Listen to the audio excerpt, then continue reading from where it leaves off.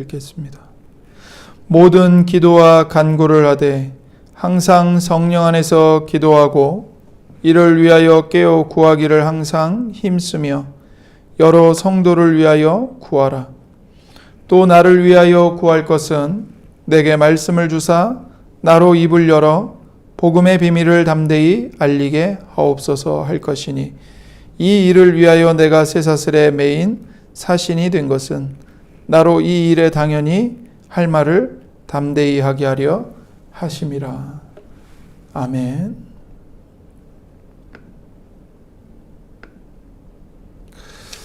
우리는 지금까지 몇 주에 걸쳐서 우리 예수님을 믿는 성도들의 영적 전쟁이 무엇인지를 살펴보았습니다.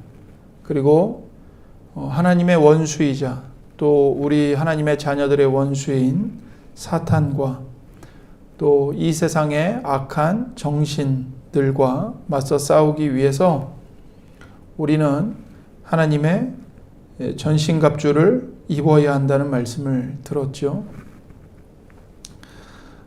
하지만 바울은 거기서 끝내지 않고 이 영적 전쟁에서 성도인 우리들이 승리하기 위해 반드시 필요한 수단, 즉 방편인 기도에 대해서 이야기를 합니다. 여러분, 군사가 전쟁을 하기 위해서는 갑옷을 입어야 합니다. 진리의 허리띠로 옷을 묶어야 하고 의의 흉갑으로 가슴을 보호해야 되고 평화의 복음의 신을 신어야 되고 또 구원의 투구를 써서 머리를 보호하고 믿음의 방패로 원수가 쏘는 불화살을 막고 또 원수를 꿰뚫을 수 있는 성령의 검, 곧 말씀의 검을 가져야 합니다. 그러나 그렇게 전신 갑옷을 갖추었다고 해서 영적인 전쟁을 싸울 준비가 다 끝나는 것은 아닙니다. 우리는 가장 근본적으로 하나님과 아주 이 긴밀한 관계를 유지해야 합니다. 왜냐하면 이 영적 전쟁이 하나님을 위한 싸움이고 또 하나님께서 우리를 구원해 주셨기 때문에 구원의 은혜를 하나님으로부터 먼저 받았기 때문에 그렇게 하나님의 자녀가 되었기 때문에 싸우는 싸움이기 때문입니다. 그래서 하나님과의 관계가 끊어져 버리면, 하나님과의 관계가 막히면 아무리 영적인 갑옷을 입고 무장을 해도 영적 전쟁을 바르게 싸울 수가 없죠. 하나님과 우리가 긴밀한 관계, 아주 친밀한 관계를 유지하는 수단이 되는 것이 바로 기도입니다. 그래서 바울은 18절에서 우리에게 모든 기도와 간구를 하되 항상 성령 안에서 기도하라고 말합니다. 그리고 기도하기를 항상 힘쓰고 기도에 깨어있기를 구하고 더 나아가 자기 자신만을 위해서 기도하는 게 아니라 여러 성도들을 위해서 기도하라고 말하죠. 또한 19절에 보면 또 나를 위하여 구하라 이렇게 말해요. 바울을 위해서 구하라는 겁니다. 이 말씀을 오늘날 우리에게로 적용하면 하나님의 말씀을 맡은 자들인 목사들을 위해서, 설교자를 위해서 기도하라는 것이죠. 그래서 목사에게 하나님께서 말씀을 주셔서 그 목사의 입을 열어 복음의 비밀을 담대하게 선포하게 해달라고 하나님께 기도하라는 것입니다. 그러니까 이건 매우 중요한 겁니다. 그래서 우리는 하나님께 기도하면서 하나님께 완전히 의존하면서 살아가야 합니다. 하나님만이 온 세상의 참된 주인이십니다. 하나님만이 사람을 옥죄고 있는 죄의 사슬을 끊으실 수 있습니다. 하나님만이 이 죽음을 무기로 전 인류를 위협하고 공포에 빠뜨리는 마귀를 하나님만이 물리치실 수 있습니다. 그러므로 우리는 싸우되 하나님께 기도해야 되고 하나님을 온전히 의존하여 영적인 전쟁을 수행해 가야 하는 것이죠. 자, 사도 바울이 여기 모든 기도와 간구를 하되 항상 성령 안에서 기도하라고 말합니다. 성령 안에서 기도하라. 이것이 기도에서 가장 중요한 특징입니다. 기도가 성령 안에서 드려져야 한다는 것이죠. 사랑하는 성도 여러분, 기도는 사람들에게 나의 신앙이 얼마나 돈독하고 내가 얼마나 경건한 사람인지를 자랑하기 위해서 하는 것이 절대로 아닙니다. 우리는 항상 이 바리새인의 모습을 주의하고 경계해야 합니다. 사람들에게 보이기 위해서 기도하고 구제하고 헌금하는 것, 금식하는 것. 기도와 헌금과 구제와 금식은 매우 중요한 수단입니다. 그런데 그것을 하나님 눈앞에서가 아니고 하나님 얼굴 앞에서가 아니고 사람들 앞에서 나를 보이기 위해 하는 것은 위선이고 외식이죠. 또한 기도는 우리 삶에서 내가 원하는 것을 얻기 위해 하는 주문이 절대로 아닙니다. 거의 모든 사람이 위기를 당하면 신을 찾고 기도합니다. 그렇죠? 하나님을 안 믿는 사람들도 암에 걸린다든지 죽을 상황에 처한다든지 자녀에게 큰 문제가 발생한다든지 큰 병에 걸렸다든지 그러면 사람의 힘으로 어떻게 할 수 없기 때문에 간절한 마음으로 신을 찾고 기도해요. 하지만 그런 기도에는 하나님과 참된 관계가 없습니다. 오직 하나님의 자녀만이 참되게 성령 안에서 기도할 수 있습니다. 로마서 8장 14절부터 16절까지 보시면 무릇 하나님의 영으로 인도함을 받는 사람은 곧 하나님의 아들이라. 너희는 다시 무서워하는 종의 영을 받지 아니하고 양자의 영을 받았으므로 우리가 아바 아버지라고 부르짖느니라. 성령이 친히 우리의 영과 더불어 우리가 하나님의 자녀인 것을 증언하시나니. 예수님을 믿는 모든 사람은 이미 성령님을 받았습니다. 여러분, 우리가 오해하지 말아야 될 게 있어요. 성도들 사이에 성령님을 받은 성도가 있고 예수님을 믿기는 하지만 아직 성령님을 받지 못한 성도가 존재한다고 생각해서는 안 됩니다. 매우 잘못된 생각입니다. 성령님을 받은 성도가 있고 성령님을 여전히 받지 못한 성도가 있다. 성경은 그렇게 이야기하지 않습니다. 예수님을 믿는 모든 성도가 다 성령님을 받은 겁니다. 그래서 좀 더 특별하고 좀 더 특출난 엘리트 같은 성도가 있고 그 외에 평범하고 별 볼 일 없는 성도가 있는 것이 아닙니다. 한 사람도 빠짐없이 우리가 믿음으로 하나님의 자녀가 되었다면 우리는 모두 다 성령님을 선물로 받은 자들입니다. 그래서 우리는 그 성령님 때문에 하나님의 자녀임을 알게 되고 하나님이 우리의 아버지임을 알게 되고 하나님을 향해 우리 아버지, 나의 아버지라고 부를 수 있게 되는 거죠. 여기 로마서 8장에 뭐라고 말하냐면 무릇 하나님의 영으로, 하나님의 영은 성령 하나님이십니다. 성령님으로 인도함을 받는 사람은 곧 하나님의 아들이라 이렇게 말씀하시잖아요. 그래서 너희는 다시 무서워하는 종의 영을 받지 아니하고 양자의 영을 받았으므로 우리가 아바 아버지라고 부르짖느니라. 우리가 어떻게 하나님을 향해 나의 아버지, 우리 아버지라고 부르짖습니까? 종의 영이 아니라 양자의 영, 우리를 양자 삼아 주시는 하나님의 영이신 성령님을 우리가 은혜로, 선물로 받았기 때문입니다. 그래서 예수님이 구원받은 모든 제자에게 기도를 가르쳐 주셨는데 그 기도가 어떻게 시작하죠? 하나님을 아버지라고 부르는 것으로 시작해요. 하늘에 계신 우리 아버지, 이렇게 시작하잖아요. 너희는 이렇게 기도하라. 하늘에 계신 우리 아버지. 기도를 가르쳐 주시면서 가장 먼저 하나님을, 하늘에 계신 그 거룩하신 하나님을 우리의 아버지라고 부르라고 가르쳐 주시는 겁니다. 그래서 예수님이 가르쳐 주신 기도는 우리가 알지 못하는 신에게 기도하는 것이 절대로 아닙니다.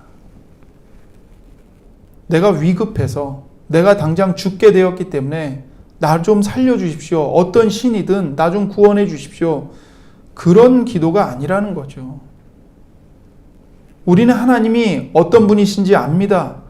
만유의 창조의 주님이시요, 우리를 죄에서 구원하신 구원의 주님이십니다. 그 하나님이 우리의 아버지가 되어주십니다. 그 하나님을 아버지라고 부르도록 하나님께서 우리에게 허락해 주셨습니다. 우리를 양자 삼아 주셨습니다. 그래서 우리가 기도할 때마다 성령 하나님은 우리가 하나님의 자녀들이며 하나님의 임재로 나올 수 있는 자녀의 권세를 받았음을 말씀해 주십니다. 그리고 우리와 함께 계시는 이 성령님께서 연약한 우리를 위해 친히 도우시며 탄식하십니다. 로마서 8장 26절부터 27절입니다. 이와 같이 성령도 우리의 연약함을 도우시나니 우리는 마땅히 기도할 바를 알지 못하나 오직 성령이 말할 수 없는 탄식으로 우리를 위하여 친히 간구하시느니라. 마음을 살피시는 이가 성령의 생각을 아시나니 이는 성령이 하나님의 뜻대로 성도를 위하여 간구하심이니라. 여기 말씀하신 대로 우리는 마땅히 기도할 바를 알지 못합니다. 이것이 우리의 연약함이에요. 우리의 연약함은 뭐냐면 우리가 무엇을 기도해야 옳은지를 알지 못한다는 겁니다. 여러분, 기도는 아무렇게나 한다고 다 기도가 아니에요. 성경은 뭐라고 말하냐면 우리의 기도의 내용을 결정하는 기준이 존재한다고 말합니다. 그러면 그 기도의 내용을 결정하는 기준이 무엇일까요? 물론 그 기준은 우리에게 있지 않고 사람에게 있지 않고 하나님께 있습니다. 바울은 그 기준을 27절에서 하나님의 뜻대로라는 말로 표현했어요. 이 하나님의 뜻대로를 원문 그대로 직역하면 하나님에 따라서입니다. 하나님에 따라서. 즉 다시 말해 그 기도의 기준이 누구예요? 하나님이세요. 하나님을 따라 기도해야 한다는 것입니다. 따라서 우리는 마땅히 기도할 바를 알지 못해요. 근데 그 말이 무슨 뜻이냐면 우리가 무엇을 기도하는 것이 하나님의 뜻인지 하나님에 따른 것인지를 알지 못한다는 것입니다. 영적인 무지. 이것이 우리의 연약함이에요.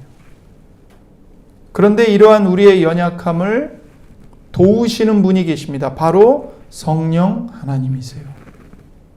26절에 오직 성령이 말할 수 없는 탄식으로 우리를 위하여 친히 간구하시느니라. 이렇게 말씀하시죠.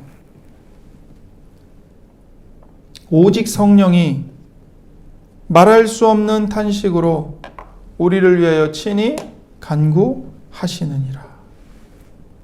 이것은 바로 성령님의 중보 기도를 가리킵니다.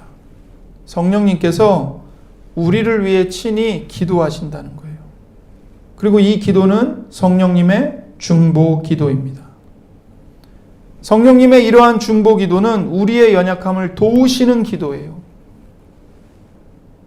그런데 성령님의 중보 기도는 단순히 성령께서 우리를 위하여 기도하신다는 의미만 있는 것이 아닙니다. 성령님은 우리를 위해 기도하실 뿐만 아니라 우리가 바르게 기도할 수 있도록 우리의 연약함을 우리 안에서 친히 도와주십니다. 여기서 도우신다, 도우시나니 이렇게 말씀하고 있는데 이 말씀에는 이 함께라는 뜻의 접두사가 붙어 있어요. 도우시나니, 도우신다라는 말에 함께 도우신다 이 뜻이 있다고요. 그래서 성령님이 우리 안에서 함께 우리를 도우십니다. 그래서 이건 뭘 뜻하냐면 함께라는 접두사가 붙어 있기 때문에 성령님의 역할만 있는 것이 아니라 우리의 역할도 이야기하고 있는 겁니다. 성령님이 도우시는 것은 성령님이 우리를 위해 기도하시는 것뿐만 아니라 성령님께서 우리의 기도에 함께 참여하시는 것을 의미하는 거예요. 우리가 무엇을 위해서 기도해야 할지, 무엇이 하나님의 뜻인지 알지 못한 채 기도하는 그 순간조차도 성령님께서 우리 안에 계셔서 우리의 기도에 함께 참여하신다고요. 동참하신다고요. 그래서 우리를 도우신다고요. 어떻게 도우세요? 성령님께서는 말할 수 없는 탄식으로 우리를 위해 친히 간구하십니다. 여기 보시면 성령이 친히라는 말이 있죠. 이 탄식의 주체가 우리가 아니고 성령님이심을 분명히 말씀하고 있는 겁니다. 이 탄식은 성령님의 중보기도가 취하는 방식입니다. 여러분, 성령님은 피조물이 아니세요. 인간이 아니십니다. 하나님이세요. 그렇기 때문에 성령 하나님은 탄식하실 이유가 있습니까? 없습니까? 없죠. 하나님께서 왜 탄식을 하십니까? 탄식은 피조물이나 하나님의 자녀인 우리 같은 유한한 존재들만 탄식을 하는 겁니다. 그런데 이 로마서 8장 26절에 뭐라고 말씀하시냐면 오직 성령이 말할 수 없는 탄식으로 우리를 위하여 친히 간구하신다. 이렇게 말씀하세요. 놀라운 표현입니다. 탄식할 이유도 없고 탄식할 필요도 없는 성령 하나님께서 친히 스스로 우리를 위해 탄식하신대요. 이게 무슨 뜻입니까? 이것은 성령님이 우리의 탄식에 참여하시는 겁니다. 우리의 탄식에 성령 하나님이 동참하시는 거예요. 그래서 여기서 성령님의 탄식과 우리의 탄식이 만나게 되는 겁니다. 이 점에서 성령님의 탄식은 우리의 탄식처럼 우리 마음에서 일어나는 거예요. 이것이 이제 27절에서 마음을 언급하는 이유입니다. 마음을 살피시는 이가 성령의 생각을 아시나니 이렇게 말씀하시죠. 그러니까 우리 마음이 성령님의 탄식이 일어나는 곳입니다. 우리 마음에서 우리의 탄식과 우리를 불쌍히 여기시는 성령님의 탄식이 만나는 거죠. 이런 식으로 성령께서는 중보기도를 통해 우리 연약함을 도우십니다. 우리 안에 거하시는 성령님은 우리를 위하여 중보기도 하시죠. 그렇게 우리를 위해 탄식하며 중보기도 하심으로써 우리의 기도에서 마땅히 기도할 바를 알지 못하는 우리의 무지함과 연약함을 도와 주십니다. 중요한 것은 이러한 성령님의 중보 기도에서 기도하는 우리의 역할이 절대로 배제되지 않는다는 점이에요. 그러니까 다시 말해 성령님이 말할 수 없는 탄식으로 우리를 도우시고 우리를 중보 기도하시는데 성령님의 중보 기도는 우리의 기도하는 우리 마음에 우리 기도 속에 동참하셔서 기도하신다는 겁니다.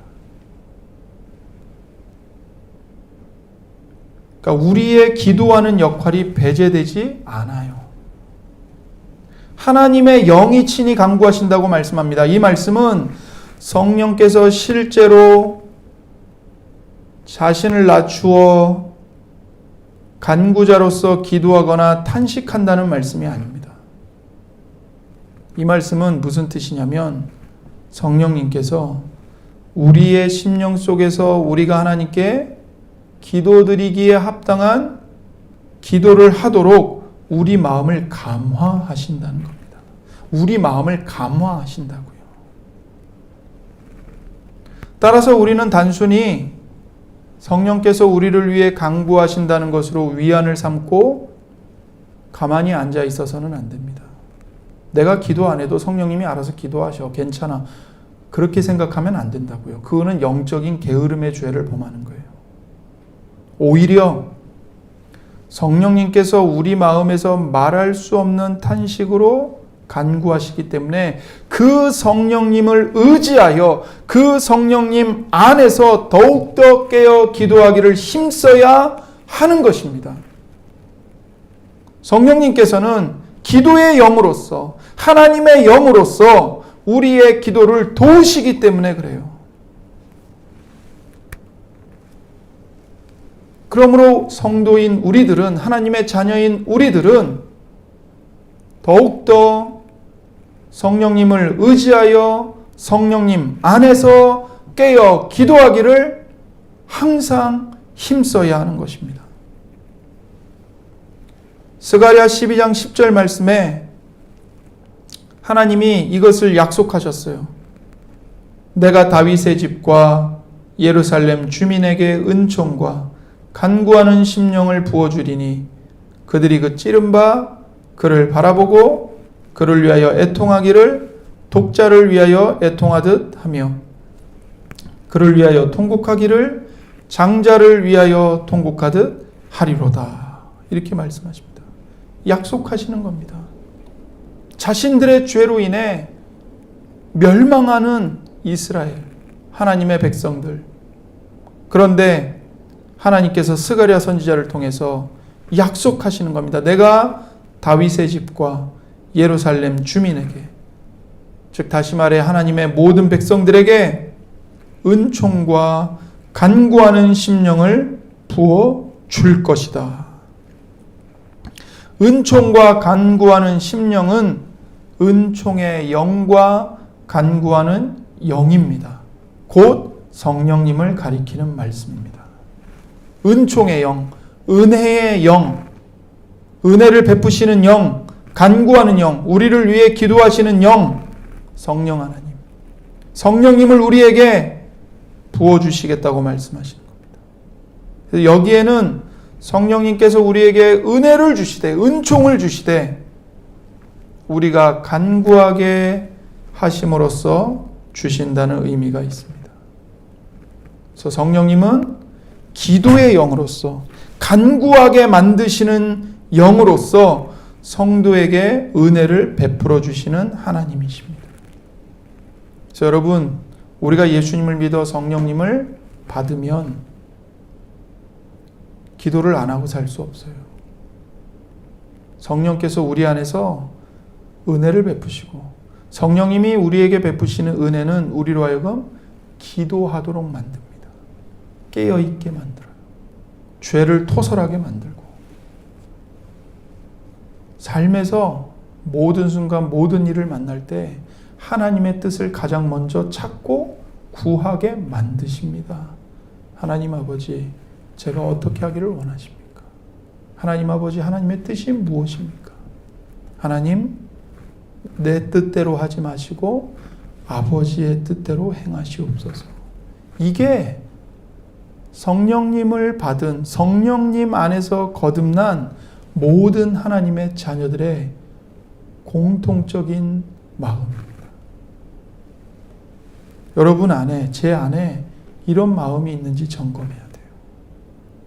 없다면 더 간절히 하나님께 성령으로 충만하게 해달라고 기도해야 되고,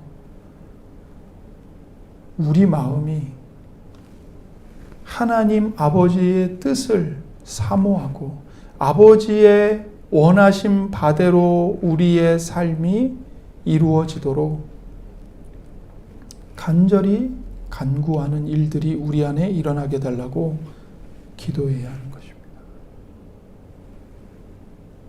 여러분, 우리가 성령님과 동행한다는 것은 막 공중에 방방 뜨는 게 아닙니다. 입에서 막 이상한 말이 주문처럼 나가는 게 아니에요.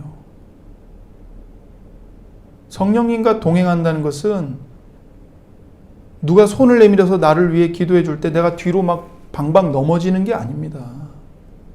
그런 게 성령의 능력이 아니에요. 성령의 능력은 우리로 하여금 하나님을 사모하고 하나님을 아버지로 알고 하나님 아버지를 영원토록 의존하고 영원토록 즐거워하는 마음을 갖도록 우리 마음을 완전히 변화시켜 주시는 것. 그래서 하나님의 이름이 멸시받는 이 땅에서 하나님의 이름이 거룩히 여김을 높임 받으시기를 내가 간절히 원합니다. 내 삶을 하나님께 드립니다 하면서 하나님의 이름의 거룩하심이 나타나기를 간절히 소원하며 기도하고 하나님 말씀에 순종하며 사는 것.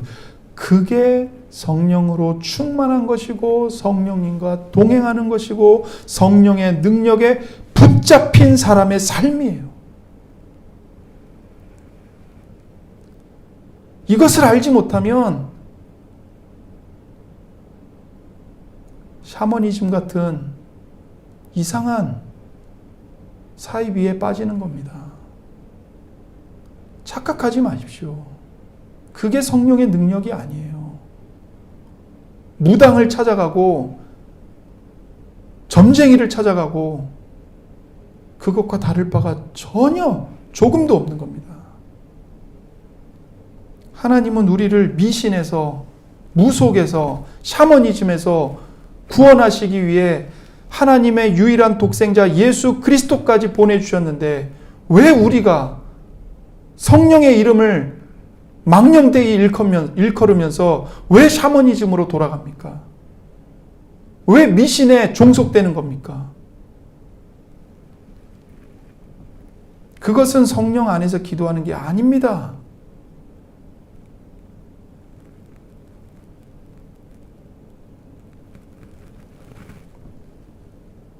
성령님은 은혜의 영으로서 우리가 하나님께 하나님을 따라 바르게 기도할 수 있도록 우리를 준비시켜 주십니다.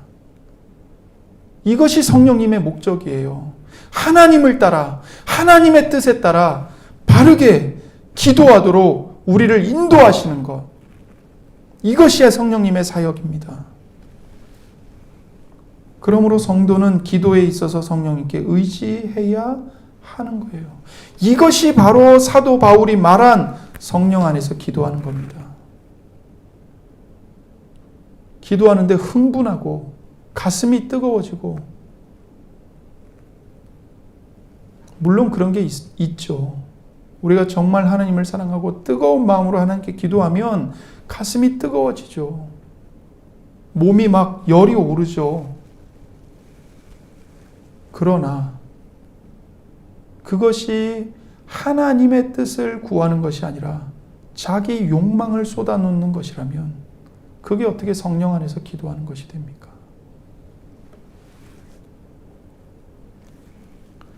우리는 죄인이기 때문에 무엇을 위해 기도하는 것이 하나님의 뜻인지 알지 못합니다. 이게 우리의 연약함이에요. 우리는 무엇이 하나님께 영광이 되고 무엇이 우리에게 정말 유익한 것인지 잘 모릅니다. 그래서 헛된 것, 쓸데없는 것, 해로운 것들을 하나님께 달라고 기도하는 경우가 많아요. 하나님이 보실 때 응답을 안 해주세요. 왜요? 우리에게 해가 되는 거거든요. 그런데 우리는 내가 그토록 열심히 기도했다는 나의 간절함만을 내세워서 하나님이 응답을 안 해주시면 금방 상처받고 시험에 빠지고 마음이 토라져 버립니다. 그것이 우리의 연약함이고 우리의 죄예요. 그리고 이것이 기도하는 우리를 힘들게 하고 주저하게 하고 시험에 빠지게 하는 겁니다.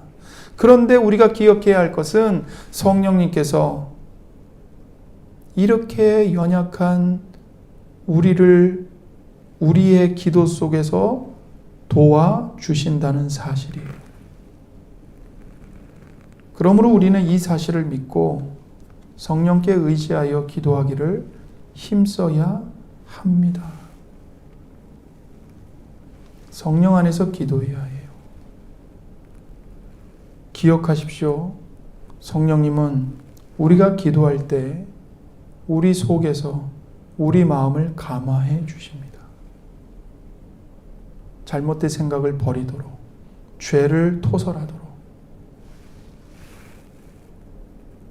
진짜 하나님의 뜻이 뭔지 하나님의 말씀을 묵상하도록 우리 마음을 감화시켜 주세요. 그래서 우리가 하나님과 일치하도록, 하나님의 뜻에 따르도록 우리 마음을 변화시켜 주십니다.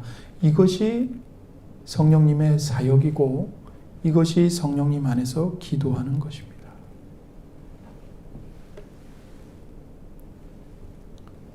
에베소서 5장 17절 18절 우리가 말씀 잘 알고 있고 상고했죠. 그러므로 어리석은 자가 되지 말고 오직 주의 뜻이 무엇인가 이해하라. 술 취하지 말라. 이는 방탕한 것이니 오직 성령으로 충만함을 받으라. 오직 주의 뜻이 무엇인가 이해하라. 그러기 위해서 뭘 받으라고요? 오직 성령으로 충만함을 받으라. 술 취하지 말라는 거예요. 여기서 말하는 술은 세상의 모든 걸 말하는 겁니다. 우리 마음을 빼앗아가는 모든 것. 하나님을 생각하지 못하도록 우리 마음을 취하게 하는 모든 것. 거기에 빠지지 말라는 거예요. 방탕한 거예요. 오직 성령으로 충만함을 받아서 살아계신 하나님 아버지의 뜻이 무엇인가를 깊이 생각하라는 겁니다.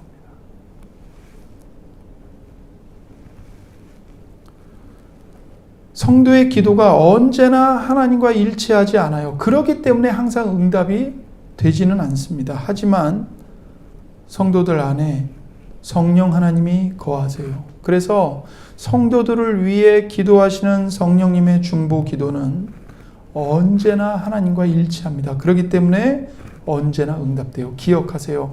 여러분과 저의 기도는 언제나 응답되지 않을 수 있어요. 그러나 그걸로 낙심할 이유가 없어요. 왜요? 여러분과 제 안에 계시는 성령께서 쉬지 않고 하나님과 일치하는 중보 기도를 우리를 위해서 날마다 하시거든요. 그렇기 때문에 우리의 기도는 거절될 때가 많지만 우리를 위해 중보하시는 성령 하나님의 기도는 언제나 항상 반드시 응답됩니다. 그 성령님의 중보 때문에 우리가 매일매일 예수님께 붙어 있어 살아갈 수 있는 거예요. 이러한 성령님의 중보 때문에 우리가 마지막 날까지 믿음을 버리지 않고 끝까지 예수님께로 돌아와서 예수님의 못자국 난 손에 붙잡혀 예수님과 동행할 수 있는 겁니다. 이러한 성령님의 우리를 위한 중보하심 때문에 이 세상의 어느 누구도 어떤 원수도 그 무엇도 우리를 하나님의 사랑에서 끊을 수가 없는 거예요. 여기에 우리의 이해를 뛰어넘는 하나님의 일하심이 존재하는 겁니다. 그러므로 로마서 8장 28절에 우리가 알거니와 하나님을 사랑하는 자 곧 그의 뜻대로 부르심을 입은 자들에게는 모든 것이 합력하여 선을 이루느니라. 모든 것이 합력하여 우리 인생의 선을 이루는 이유는 성령님께서 우리를 위해 효과적으로 기도하시기 때문에 하나님의 뜻이 우리의 삶에 이루어지는 것입니다. 그러므로 우리는 성령 안에서 성령님을 의지하여 기도해야 하는 것이지요.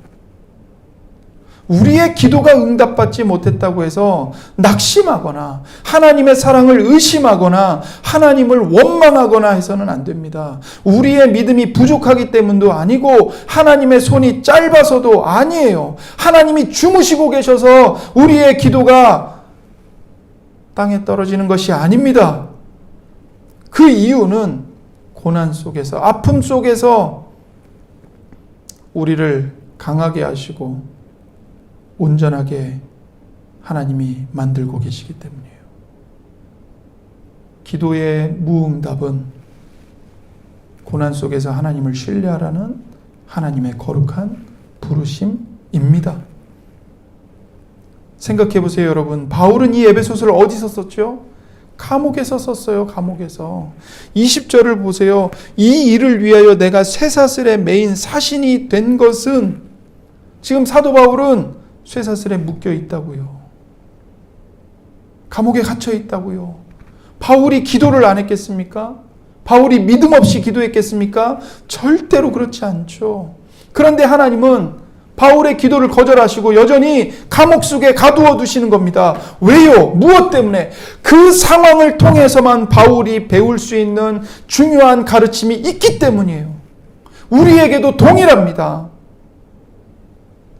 우리의 연약함, 우리의 아픔, 우리의 무능함, 우리의 실패 속에서 우리가 배워야 할 게 있는 거예요. 그게 뭐냐면 하나님의 일은 우리의 강함에서 이루어지는 것이 아니라 오히려 우리의 약함 속에서 하나님의 능력이 온전하게 나타난다는 것을 우리가 배워야 하기 때문입니다.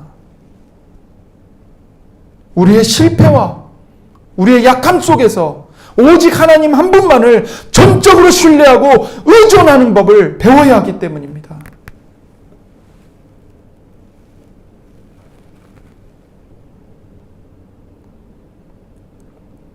우리가 성령으로 기도할 때 우리가 외롭고 이 어두운 인생길을 걸어갈 수 있는 힘을 얻게 됩니다. 우리가 기도할 때 고난의 길, 십자가의 길을 결코 나 홀로 걷고 있지 않다는 사실을 깨닫게 돼요. 하나님이 나와 함께 하시는구나. 성령 하나님께서 나와 함께 하시는구나. 나를 사랑하사 나를 위해 십자가에 자기 몸을 내어주신 예수님이 하나님 보좌 우편에서 하늘에서 나를 지키고 계시는구나. 이걸 깨닫게 됩니다. 기억하십시오. 하나님께서는 그분의 영으로 언제나 우리와 함께 이 길을 걷고 계십니다. 어둠과 고통과 외로움 가운데 기도할 때 성령님이 우리와 함께 하십니다. 그 성령님을 의지하여 성령 안에서 우리를 향한 한결같은 하나님의 사랑을 이해하고 경험하게 해달라고 우리 모두 다 함께 기도하기를 원합니다. 기도하겠습니다. 하나님 아버지, 감사합니다. 하나님 아버지, 우리 죄를 용서해 주시옵소서.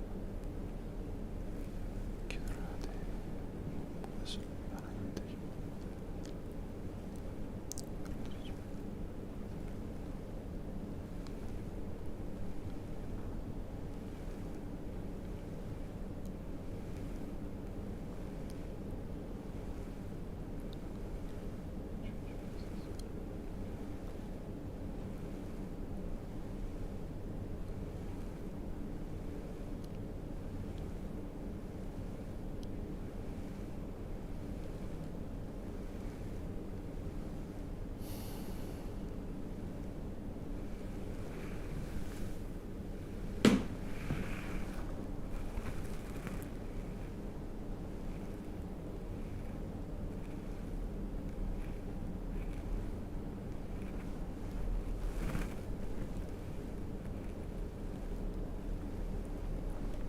기도를 모으겠습니다.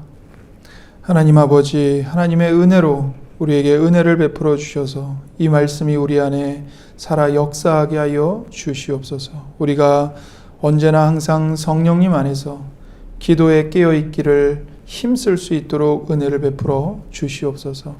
성령의 그 탄식과 그 감화로 우리가 하나님의 뜻에 일치하는, 하나님께 일치하는 기도를 드리는 우리 모두가 되게 해주시고, 우리의 연약함으로 인해 무엇을 기도해야 할지 알지 못하는 그때에도 성령님께서 우리를 중보하시고 우리와 함께하고 계심을 신뢰하고, 하나님이 얼마나 우리를 사랑하시는지, 예수님이 얼마나 우리를 사랑하시는지를 늘 말씀을 통해 보며 확신하며 담대하게 예수님을 의지하여 나아가도록 우리 모두에게 은혜와 믿음을 베풀어 주옵소서.